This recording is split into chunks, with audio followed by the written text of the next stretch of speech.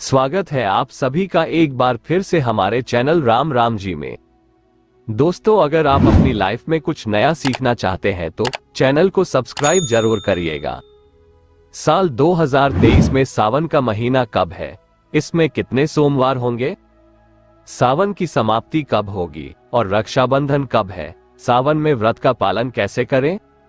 व्रत में कौन सी चीजें नहीं खानी चाहिए, जानेंगे सब कुछ आज के इस वीडियो में। दोस्तों, सावन का महीना शिव भक्तों के लिए प्यार की सौगात लेकर आता है। यही वह महीना है जिसे हम प्यार का महीना कहते हैं। शिव भक्त बड़ी जोर शोर से सावन के महीने का बड़ी ही बेसब्री से इंतजार करते हैं। सावन में भगवान शिव धरती पर आकर अपने हर भक्त के घर में वास करते हैं। सच्ची भक्ति करने पर धन धान्य से घर भर देते हैं। सावन का हर एक दिन बहुत ही शुभ माना जाता है। हर दिन पवित्र होता है। हर दिन भगवान शिव की पूजा की जाती है। लेकिन सोमवार के व्रत की बात ही कुछ और होती है। सावन के बारे में हर बात बताने से पहले दोस्तों कमेंट बॉक्स में लिखें हर हर महादेव, ओम नमः शिवाय। महादेव की कृपा सदा आप पर एवं आपके परिवार पर बनी रहे। दोस्तों, इस संबंध में पूरी जानकारी पाने के लिए वीडियो को अंत तक जरूर देखें। पहले जानते हैं सावन के इस पवित्र महीने में कितने सोमवार होंगे और आपको कितने व्रत रखने हैं। दोस्तों, सावन का महीना 4 जुलाई दिन मंगलवार से शुरू हो चुका है। इस समय बहुत ही शुभ योग बन रहा है। 4 जुलाई से शुरू हो रहे सावन के महीने में इस बार शिव जी की अधिक कृपा बरसेगी, क्योंकि इस साल कुल 8 सावन सोमवार के व्रत हैं। 4 सावन सोमवार व्रत और 4 सावन अधिक मास व्रत। इस बार मलमास या पुरुषोत्तम मास होने की वजह से 4 नहीं बल्कि 8 सोमवार के व्रत किए जाएंगे। पहले सोमवार का व्रत 10 जुलाई को, दूसरे सोमवार का व्रत 17 जुलाई को, तीसरे सोमवार का व्रत 24 जुलाई को, चौथे सोमवार का व्रत 31 जुलाई को, पांचवा व्रत 7 अगस्त को, छठे सोमवार का व्रत 14 अगस्त को, सातवें सोमवार का व्रत 21 अगस्त को और 8वें सोमवार का व्रत 28 अगस्त को रखा जाएगा। इस बार सावन पूरे 2 महीने तक रहने वाला है, यानी पूरे 58 दिन, ना कम ना ज्यादा। भगवान भोलेनाथ आपके घर में स्थायी रूप से वास करने वाले हैं, तो ऐसे में दिल खोलकर भगवान शिव की उपासना और भक्ति में लग जाएं। दोस्तों, ये शुभ संयोग पूरे 19 सालों के बाद बना है। सावन का पहला सोमवार 10 जुलाई को पड़ेगा। इस दिन व्रत अवश्य रखें। भगवान भोलेनाथ आपकी सभी मनोकामनाएं अवश्य पूर्ण करेंगे। सावन की समाप्ति होगी 31 अगस्त को और रक्षाबंधन का त्योहार मनाया जाएगा 30 अगस्त बुधवार के दिन, यानी सावन समाप्ति होने से एक दिन पहले रक्षाबंधन का पर्व मनाया जाएगा। ऐसे में अब जान लेते हैं सावन के इस पवित्र महीने में कौन सी गलती नहीं करनी चाहिए, जिससे कि शिव जी नाराज ना हो। और सावन व्रत में ये फल तो कभी मत खाना, नहीं तो भगवान भोलेनाथ आपसे क्रोधित हो सकते हैं और आपका व्रत टूट सकता है। आइए जानते हैं कुछ ऐसी सावधानियां जिन्हें भूलकर भी नहीं करना चाहिए। नंबर 1, शास्त्रों में बताया गया है कि व्रतधारी को उधार मांगकर फल नहीं खाना चाहिए। इससे पाप लगता है और व्रत अधूरा रह जाता है। सोमवार का व्रत हो या कोई और व्रत में पड़ोसियों से मांगकर फल आदि खाना नहीं चाहिए। व्रत में उधार मांगकर खाने से व्यक्ति का व्रत झूठा हो जाता है। ईश्वर की शरण में आने पर व्यक्ति को झूठ नहीं बोलना चाहिए, कर्ज नहीं लेना चाहिए, चुगली आदि नहीं करनी चाहिए, उधार मांगकर भी खाना नहीं चाहिए। अगर व्रत के दौरान आपको कोई अपनी मर्जी से खाने के लिए कुछ देता है तो उसे आप खा सकते हैं, लेकिन व्रत में कम से कम उधार मांगकर फल आदि खाना नहीं चाहिए। इससे पाप लगता है और व्यक्ति की पवित्रता भंग हो जाती है। नंबर 2, सोमवार का व्रत हो या सावन का व्रत, आपको नाशपाती नहीं खाना चाहिए। दरअसल इस फल का नाम नाशपाती यानी नाश करने वाला होता है, इसलिए इस फल को व्रत में नहीं खाना चाहिए। व्रत को छोड़कर किसी और दिन आप इसे खा सकते हैं, लेकिन जिस दिन आपका व्रत हो उस दिन नाशपाती का सेवन बिल्कुल नहीं करना चाहिए और भगवान को भी नाशपाती नहीं चढ़ानी चाहिए। नंबर 3, कभी कुट्टू या सिंघाड़े का आटा खाने से भी आपका व्रत टूट सकता है। दोस्तों, लंबे समय से रखा हुआ आटा आपका व्रत भंग कर सकता है। दरअसल पुराने आटे में घुन आदि कीड़े वगैरह पड़ जाते हैं, जो ठीक तरह से दिखाई भी नहीं देते। ऐसा आटा खाने पर अनजाने में कीड़े खाना हो जाता है, जो कि घोर पाप के बराबर माना गया है। आपका व्रत इससे भंग हो जाता है। व्रत में ताजा आटा खाना चाहिए। लंबे समय से रखे हुए आटे में कीड़े पड़ जाते हैं, तो ऐसा कभी ना करें। व्रत हमेशा शुद्धता में ही रखना चाहिए। सावन का महीना बड़ा ही पवित्र महीना माना गया है, इसलिए ये 5 चीजें भगवान शंकर के पास कभी ना रखें। जानते हैं उनके बारे में। नंबर 1, जहां शिवलिंग रखा हो या महादेव की कोई भी प्रतिमा हो, वहां पर भूलकर भी जूते चप्पल लेकर जाना नहीं चाहिए। ऐसा करने से महादेव भी आपसे नाराज हो जाते हैं और आपको मिलने वाला फल नष्ट हो जाता है। ऐसे में हमेशा मंदिर में नंगे पांव प्रवेश करें, क्योंकि चमड़े की चप्पल हमेशा अशुद्ध रहती है। इससे देव शक्ति नाराज होती है। नंबर 2, अक्सर महिलाओं को मासिक धर्म आ जाता है और वह बिना किसी को बताए पूजा पाठ कर लेती है, जो कि शास्त्रों में वर्जित माना गया है। इस समय महिलाओं को जानकर भी अनजान नहीं बनना चाहिए। अगर आपको मानसिक पीड़ा है तो घर के मंदिर में या बाहर के मंदिर में प्रवेश नहीं करना चाहिए। इससे देव शक्तियां नाराज होकर आपसे क्रोधित हो सकती है। ऐसे समय में शिवलिंग को छूना घोर पाप के बराबर माना गया है, इसलिए महिलाओं को ऐसी अवस्था में मंदिर या यात्रा में जाना, घर में पूजा पाठ करना, भगवान की प्रतिमा को छूना या तुलसी में पानी भी नहीं डालना चाहिए। तुलसी का पौधा भी इससे सूख जाता है। जब देव शक्तियां नाराज होती है तो लाजमी है कि घर में कंगाली और गरीबी आने लगती है, लड़ाई झगड़े होने लगते हैं, इसलिए ऐसा कभी मत करना।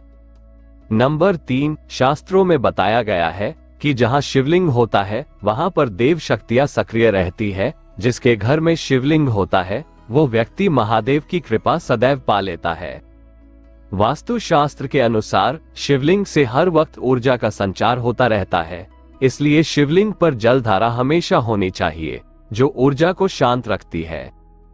कुछ लोग अपने घर में शिवलिंग तो रख लेते हैं, लेकिन वो कभी हफ्ते में एक बार जल चढ़ाते हैं। ऐसा करना बिल्कुल भी अच्छा नहीं माना जाता। अगर आप जल नहीं चढ़ा सकते तो आप अपने घर में शिवलिंग कभी स्थापित ना करें। नंबर 4, शास्त्रों में बताया गया है कि तुलसी और महादेव का बैर माना गया है। इसी कारण तुलसी में शिवलिंग और गणेश की प्रतिमा को नहीं रखा जाता। कई लोग जाने अनजाने में शिवलिंग को तुलसी में रख देते हैं और घर में परेशानियां आना शुरू हो जाती है। इससे महाशक्तियां क्रोधित हो जाती है, तो शिवलिंग पर तुलसी पत्र भी नहीं चढ़ाना चाहिए। याद रखें, तुलसी में और शिवलिंग में कुछ दूरी जरूर होनी चाहिए। नंबर 5, घर का मंदिर हो या बाहर का मंदिर, किसी भी मंदिर में ऐसे व्यक्ति को प्रवेश नहीं करना चाहिए जिसने स्त्री प्रसंग किया हो या उसने मांस खाया हो। अगर आप शारीरिक रूप से गंदे हैं तो मंदिर के आसपास भी नहीं जाना चाहिए। घर के बने मंदिर पर कोई कपड़ा डाल देना चाहिए। जरा आप ही सोचिए कि आप मांस खाकर या शारीरिक संबंध बनाकर भगवान के पास जाएंगे और क्या भगवान उससे प्रसन्न होंगे? बिल्कुल भी नहीं। वह आपसे क्रोधित हो सकते हैं, आपसे नाराज हो जाएंगे। शास्त्रों में इसे घोर पाप माना गया है। इससे व्यक्ति नरक में जाता है। ऐसा दुष्ट स्वभाव मनुष्य के बर्बादी का कारण माना गया है, तो ऐसा बिल्कुल ना करें। ईश्वर के सामने हमेशा नहा धोकर मन पवित्र लेकर ही जाना चाहिए। इससे सभी शक्तियां आपसे प्रसन्न रहती हैं। दोस्तों, सावन के महीने में महादेव को ऐसे बेलपत्र कभी मत चढ़ाना। इसे बहुत ही अशुभ माना जाता है। पौराणिक मान्यताओं के अनुसार बेलपत्र चढ़ाने से शिव जी का मस्तक शीतल रहता है। बेलपत्र से भगवान शिव की पूजा करने से दरिद्रता दूर होती है, व्यक्ति सौभाग्यशाली बनता है। इससे हनुमान जी भी प्रसन्न हो जाते हैं, क्योंकि वे शिव के ही अवतार हैं और इस बात को शायद ही कोई जानता हो। दोस्तों, अब आप ये जान लें कि बेलपत्र का उपयोग और इसके लाभ कैसे मिलते हैं। नंबर 1, तीनों लोकों में जितने तीर्थ स्थल प्रसिद्ध हैं, वे सभी तीर्थ स्थल बेलपत्र के मूल भाग में स्थित माने जाते हैं। इस बात को शायद ही कोई जानता हो।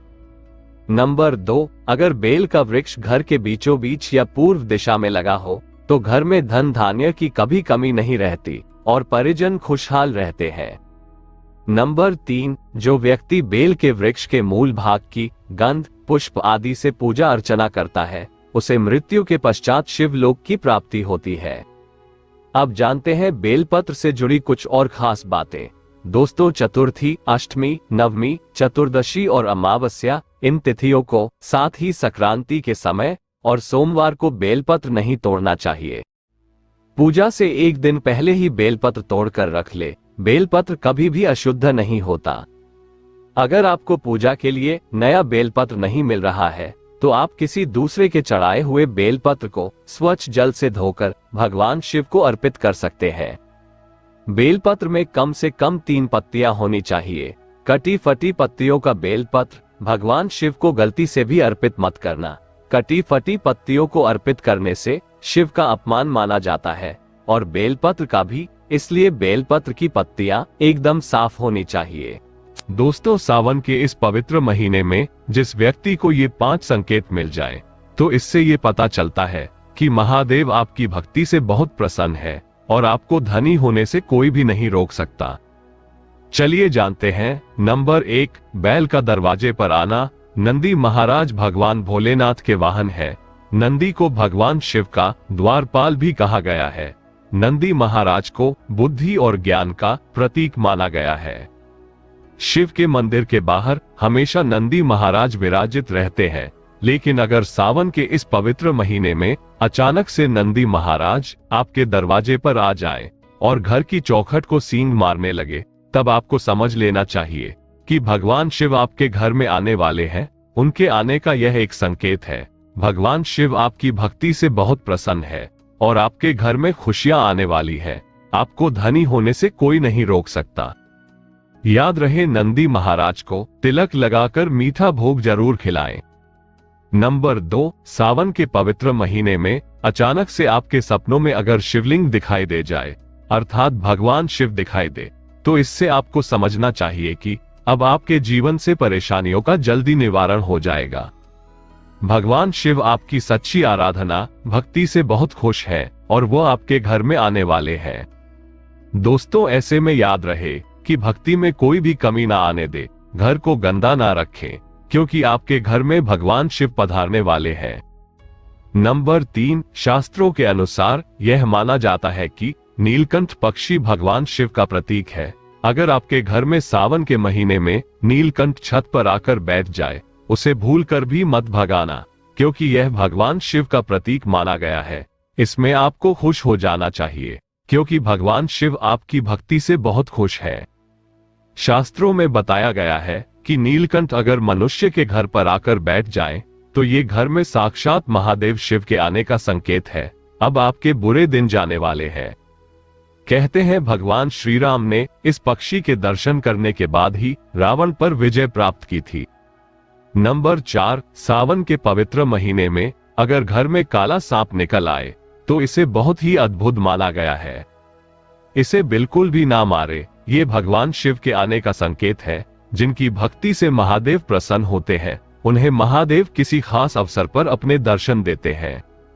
सावन का महीना बहुत ही पवित्र महीना माना गया है। यही वह महीना है जिसमें भगवान शिव धरती पर आते हैं और उसी घर में अपना वास बना लेते हैं जिसकी भक्ति से वे प्रसन्न होते हैं। दोस्तों, किसी मंदिर में नाग नागिन का जोड़ा देखना बहुत ही शुभ कारक माना गया है। ये भी एक शिव जी के आने का संकेत है।